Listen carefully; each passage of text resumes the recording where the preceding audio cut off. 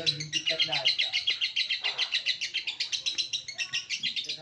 Pegang tangan aja di besok.